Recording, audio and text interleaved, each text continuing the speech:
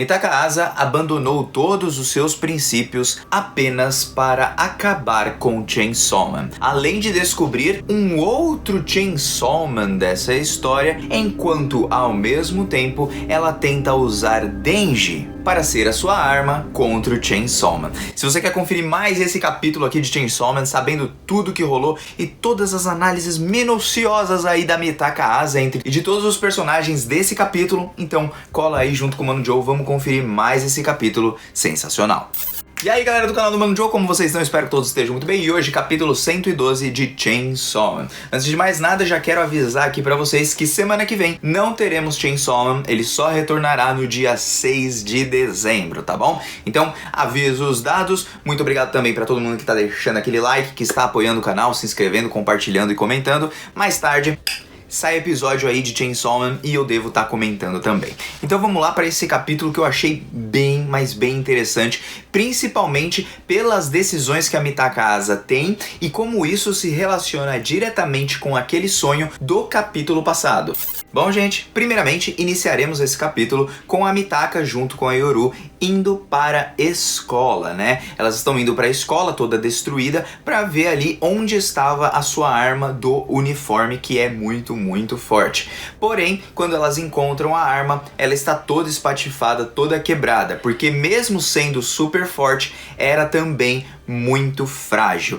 Então a gente pode ver aí como que funciona mais ou menos a formulação de arma pela Yoru. Além do sentimento muito forte que a Mitaka Asa tem que carregar para que a arma seja muito forte, também tem essa relação de ser algo muito frágil, algo que mesmo que seja forte, que era o sentimento que ela tinha pela camisa, porque tem ligação direta com a mãe dela, tem alguma coisa, tem uma fragilidade ali. E por que tem essa fragilidade? Porque o sentimento que ela tem pela mãe também é frágil, é algo que a machuca. Então provavelmente, por ter um sentimento forte, mas ao mesmo tempo ele também machucar, pode fazer com que a arma seja forte, mas frágil. Então para a arma ser super forte, ela precisa também carregar um forte sentimento pela pessoa na qual ela está utilizando a arma, mas esse sentimento não pode, entre aspas, a machucar. Pelo menos essa foi a minha análise do porquê a arma era forte, mas ao mesmo tempo também muito frágil. Bom, depois disso a Asa se lembra daquela garota que pode ter ressuscitado ali a Yuko naquele momento,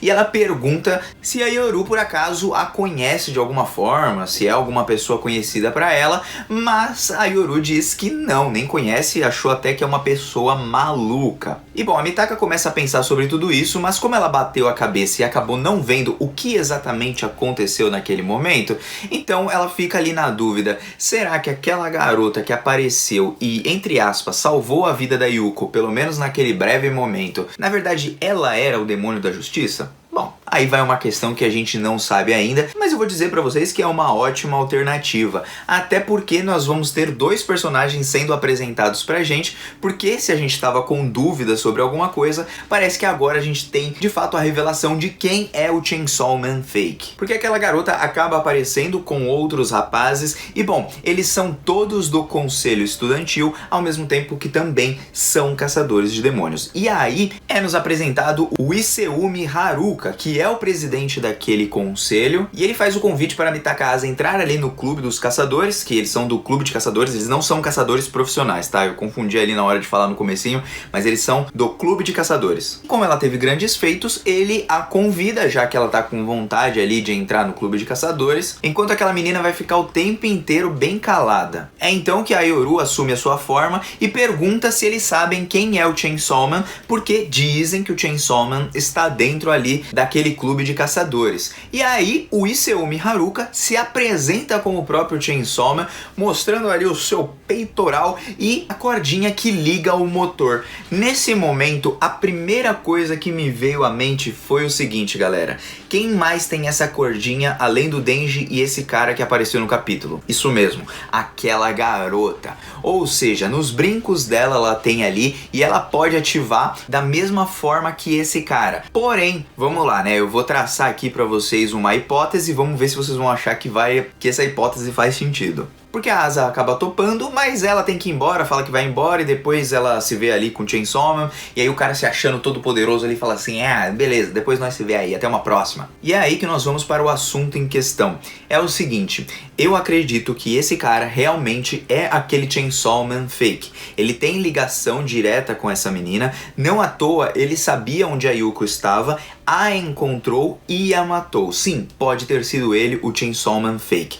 Só que a gente tem um ponto aí também. Aquela menina também tem os brincos ali como se fossem uma cordinha. E por conta dos seus olhos, o que nos dá a entender é que ela é a provável líder de verdade desses caçadores. Por quê? Porque simplesmente ela se esconde ali nas cinzas para que ninguém a perceba exatamente, enquanto ela sim está com o demônio da justiça se escondendo ali atrás, enquanto ela provavelmente também fez algum tipo de contrato ou deu algum tipo de poder para esse cara, ou até então encontrou algum demônio que pudesse fazer contrato com esse cara para ele assumir ali a forma de Chainsaw Man, pelo medo que as pessoas têm do próprio Chainsaw Man. Ou seja, foi criado ali um Chainsaw Man fake por conta do medo das pessoas do Chainsaw Man. Então é uma entidade diferente ali do próprio Chainsaw Man. O que vocês acham dessa possibilidade dela ser a líder de verdade em tudo isso? E ela, na verdade, não ser o demônio da fome ou da praga, como a gente tinha dito, esse monte de coisa, e na verdade ser o da justiça. Pelo menos as possibilidades começam a fazer sentido.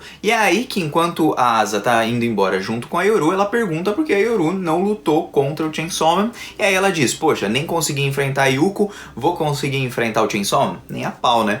Então a Mitaka Asa fala assim, beleza, né? Só que aí ela precisa de uma arma muito forte, porque ela é forte, ela só precisa de uma arma de fato, né? Então por isso a Mitaka Asa precisa arrumar urgentemente uma arma pra ela ter o seu corpo de volta. E aí a Asa pega e é bem obediente nesse momento e fala assim, dessa vez eu vou fazer tudo que precisar pra poder pegar essa arma e matar o Chainsaw Man de uma vez. A Yoru começa a estranhar e aí a Asa explica pra gente que ela quer se livrar logo da Yoru, porque enquanto a Yoru estiver perto dela, ela vai acabar machucando as pessoas, as coisas ruins vão acontecer com as pessoas ao redor também. Então o que acontece? Ela tem medo de machucar o próximo, independente se essa pessoa valha ou não a pena, ou se ela goste ou não dessa pessoa, tanto que ela protegeu o pessoal na escola. Isso começa a mostrar pra gente nesse capítulo, pelas várias faces que a Mitaka Asa demonstra, que ela está totalmente desanimada. Mas por quê? O que acontece? A Mitaka Asa, ela passou por um processo onde ela perde a sua mãe e fica sozinha. Quando ela faz um amigo, que é o Cocope, e finalmente ela se aceita, né? Ela vai tentar aceitar, ela vai tentar fazer amizade com todo mundo, o Cocope morre. Ela perde mais uma pessoa, fica sozinha novamente. Logo a seguir, ela conhece a Yuko, ela faz amizade com a Yuko, porém a Yuko tem que ir embora. Ela ainda não sabe que a Yuko morreu, porém a Yuko teve que ir embora, ou seja, ela ficou sozinha novamente. Então ela percebe que quanto mais tempo ela fica com a Yoru também, mais as pessoas não se aproximarão dela, mais as coisas vão acontecer ao redor, em matança, em um monte de coisa. Então ela quer que a Yoru vaze dali, então ela perde todos os seus princípios para que ela proteja as pessoas que ela ama, ou até mesmo proteja, entre aspas, as outras pessoas. Pelo menos as pessoas que são inocentes e que não merecem sofrer. Ou não merecem morrer, como você quiser enxergar. Só que ela entende que para isso ela precisa dar um grande sacrifício, ela precisa sacrificar alguma coisa. E ela resolve sacrificar os seus próprios princípios para poder usar as pessoas, qualquer pessoa, para utilizar como arma. Bom, não é qualquer pessoa, como ela vai explicar aqui nesse capítulo, mas ela vai utilizar pessoas, coisas que ela não faria anteriormente, agora ela fará. E o que acontece com isso, gente? Ela vai aceitando passo a passo o conformismo e a parte da maldade humana. E por que eu quero dizer isso, gente? Vocês se lembram do sonho dela, que no começo ela tenta não pisar nas galinhas? Bom, as galinhas são as pessoas. E no começo ela não tá pisando em nenhuma, ela toma cuidado, só que conforme vai aumentando e conforme ela vai chegando mais perto do seu objetivo, mais galinhas vão tendo no meio do caminho e mais galinhas ela vai pisando e ela não consegue mais não pisar. Se ela quiser seguir aquele rumo, se ela quiser chegar naquele objetivo de derrotar o Chainsaw Man e ter o seu corpo de volta, ela precisa pisar nas galinhas. Ou seja, ela precisa pisar nesses seres humanos. E aí que vai o desenvolvimento dessa personagem, que deve nos levar a uma pessoa totalmente psicopata e maluca. Por quê? Porque aos poucos ela começou a pisar. E aí ela vai pisar mais, mais.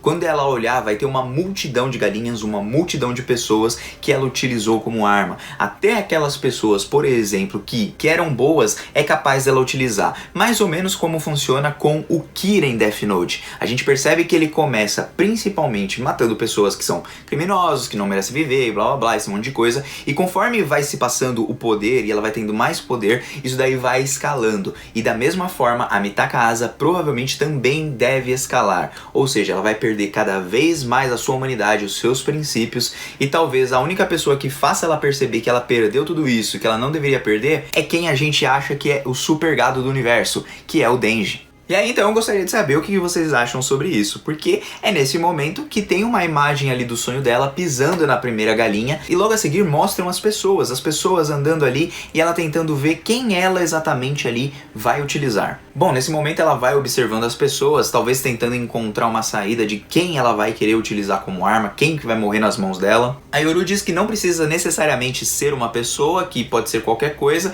que ela tenha bastante apreço, mas não tem nada. Então que passa um gatinho por ali e a Yoru pensa assim, um gatinho seria bom se você utilizasse o gatinho, você gosta de gatos, né? Mas a Asa diz que não, gatinhos não, eu prefiro matar uma pessoa do que matar um gatinho. Por quê? Porque o gatinho é algo que ela tem junto com ela, é algo que ela gosta muito, que ela tem muito apreço, e assim como a arma ali, por exemplo, da espada que ela tinha feito, talvez se tornasse também uma arma muito, mas muito forte, porém também muito frágil, porque é algo que bate diretamente com algo que ela não gostaria de perder, por exemplo, o que remete à sua própria mãe, provavelmente. Mas ela não quer utilizar gatinho nenhum, prefere matar pessoas do que gatos, e aí vai o negócio, né? A Mitaka, ela odeia a humanidade nunca deu um sentido pra ela gostar da humanidade. Já os gatos ali, os animais, sempre foram mais próximos dela, né? Sempre foram muito mais carinhosos, sempre se deram bem com ela e nunca a fizeram mal. Isso é um fato curioso, porque conforme a gente vai crescendo e tudo mais, a gente percebe que os animais, a gente às vezes consegue dar mais valor pra eles do que uma vida humana. Mas por quê? Porque a humanidade nos decepciona. Essa é a verdade. Um cachorro, um animal, ele não tem a mesma consciência humana e ele não te machuca em nenhum momento, né? Ele pode te morder, pode acontecer alguma coisa desse tipo, sim. Vocês estão entendendo o que eu tô querendo dizer, gente. É no sentido que o animal, ele não é como um ser humano que tem consciência, tem racionalização, mas mesmo assim age como um ser irracional. Já um animal é mais fácil de você aceitar se ele te morde, se ele dá um tapinha em você, se ele corta a sua mão, sei lá, alguma coisa assim. Porque aquilo é muito instintivo. O animal não tem essa racionalidade que o ser humano tem, e mesmo assim o ser humano consegue ser mais bruto e muito mais monstro do que um animal. Então vai aí esse pensamento para todos vocês, é uma coisa que eu tava imaginando sobre nós humanos, né? E é então que ela diz que ela vai pegar criminosos, vai utilizar pessoas que merecem morrer na verdade para utilizar como arma, só que isso não vai funcionar porque vão ser armas fracas, ela não tem sentimento nenhum, ela não tem um sentimento forte de culpa que ela utilizando um criminoso, por exemplo, traria uma arma forte. Então, além do sentimento de ter um namorado, alguma coisa assim, precisa ter um sentimento de culpa, um sentimento forte, que ela goste, que ela se sinta culpada por criar aquela arma, o que vai tornando ela cada vez menos humana, você percebe? E isso está diretamente ligado à guerra, porque no começo talvez, igual à guerra, você vai matando, entre aspas, na guerra, porque você está protegendo seu país e tudo mais, mas conforme vai passando o tempo, você vai se acostumando com aquilo, a morte já não tem mais aquele mesmo sentido no começo, antes de você ter ferido aquela primeira pessoa. E olha só como a guerra, ela tira a humanidade das pessoas e como a Yoru tá tirando a humanidade aos poucos da Asa conforme ela vai avançando na história. Perceberam isso? A relação de guerra, o porquê ser a Yoru que está ali junto com ela, o porquê ela tá perdendo a humanidade e ela começa a pisar nas galinhas, nas pessoas. Bem interessante, né? E é então que nesse ponto a Mitaka Asa, ela ainda tá meio desconfortável, mas ela já tá decidida a fazer tudo isso. E é então que a Yoru dá a seguinte ideia. Eu vou te dar uma sugestão. Pega as pessoas entre gatos e criminosos, né? Pega entre essas duas, assim, uma pessoa que você não se importe de matar, mas que ao mesmo tempo ela não mereça morrer, né? Essa conjuntura. E é legal que o Fujimoto, ele desenha ali as pessoas e o gato junto pra representar tudo que ele tá falando ali. E aí ela fica imaginando quem seria essa pessoa que, poxa, pode morrer que eu não vou me importar, mas ao mesmo tempo ela não merecia morrer. Porque aí vai dar um sentimento de culpa nela, ela vai se sentir culpada, vai falar, pô, essa pessoa, eu não precisava ter matado ela, mas não importa se ela morrer, até porque ela é um zero à esquerda, vamos dizer assim. E é então que ela tá olhando ali pro povo quando ela acaba encontrando o Denji catando bitucas de cigarro. E mesmo achando ele um idiota, um ridículo, ele parece ali ser uma boa pessoa. E ele tá catando ali os cigarrinhos, né? Só que ele tá colhendo os cigarrinhos tudo bonitinho e ela começa a analisar ele e começa a ficar curiosa. E aí o Denji, ele tá pegando esses cigarros, né? Pegando todas as bitucas de dentro do cigarro, fazendo novos cigarros ali, basicamente, colocando num maço e vendendo para os mendigos para poder ganhar uma grana, porque ele não pode ter um emprego de meio período. E é então que ela começa a seguir ele, porque ela é estranha, porque ele tava fazendo aquele negocinho com a bituca de cigarro, e quando ele vende ali pro morador de rua, ela olha e fala assim, nossa, que cara ridículo, mano, ele pegou os bagulho tudo do chão, fez um cigarrinho zoado e ainda vendeu pro mendigo, cara. Esse cara é um cara horrível, mas mesmo assim não é algo que o faça merecer a morte. E aí ela encontra exatamente a pessoa que está entre os criminosos e os gatos, que é o Denji. E é então que, influenciada pela Yoru, a Yoru fala, ó, você tá querendo matar o Chainsaw, mas é tudo por um bem maior. Você tá fazendo um mal necessário por um bem maior. E aí nesse momento ela lembra da Yuko. E eu acredito que ela não só lembrou da Yuko porque a Yuko se afastou dela e porque ela queria estar próxima dela, mas também pela justiça que ela estava fazendo. Então tem uma ligação muito a mais do que os sentimentos que ela nutre pela Yuko como sua amiga naquele momento, porque antes ela estava impedindo a Yuko de fazer algo ruim. E agora, olha o que ela tá pensando, em quem ela vai utilizar como arma, quem ela vai matar no final das contas.